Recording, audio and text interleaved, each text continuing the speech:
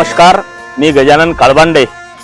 TM25 K2 SKW या हळद लागवड नवीन तंत्रज्ञानांतर्गत आपण यावर्षी बबलू भाऊ कंकाळ राहणार देपूळ वाशिम कृषी उत्पन्न बाजार समितीमधील आडते यांच्या शेतात 3 एकर वरती त्यांनी लागवड केली होती हळदची.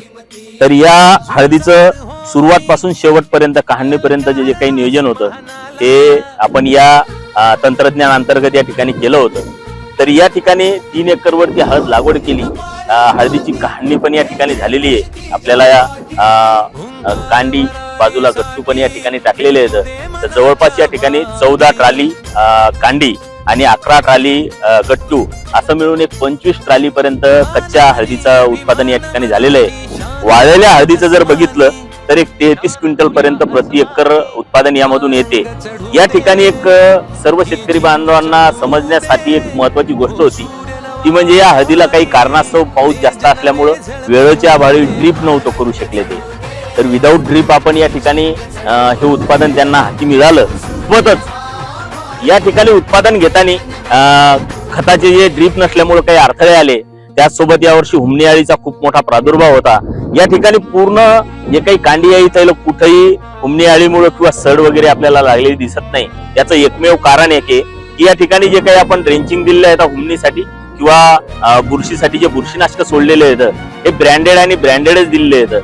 या ठिकाणी 3 एकर वरती जवळपास 15 लाख रुपयाचं उत्पादन बबलू भाऊंना या ठिकाणी अपेक्षित आहे आणि तेवढे या ठिकाणी निघालेलं आहे.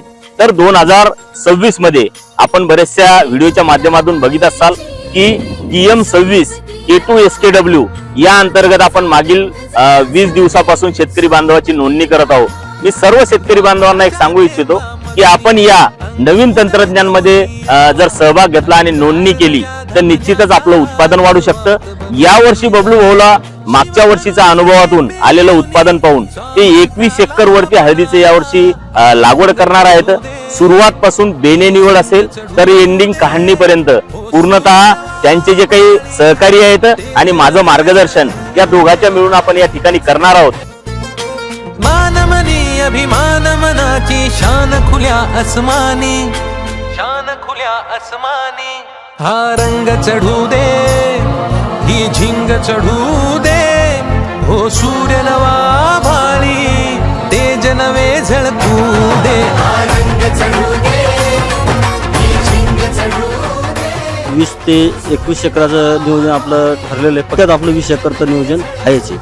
आपली इच्छाच आहे तितकी 20 एकर लावण्याची. भाऊन सांगितलं की बबलू भाऊ यांच्या शेतात आपण मी स्वतः 20-21 एकरचं माझी जे काही टीम असेल किंवा माझे जे सहकारी असतील यांच्या सोबतीने आपण 21 एकरवरती यावर्षी लागवड करणार आहोत. तर ही 21 एकर जी लागवड आहे हळदीची ही एक मोठा शेतकऱ्यासाठीचा मोठा आदर्श घेऊन येणार आहे वाशिम जिल्ह्यातला.